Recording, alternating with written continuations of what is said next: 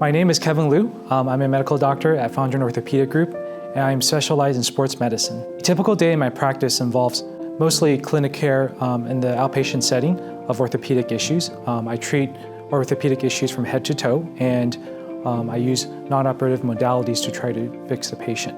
I discuss with the patient the plan of care in terms of non-operative versus operative modalities, and help assist in diagnosing and treating these issues.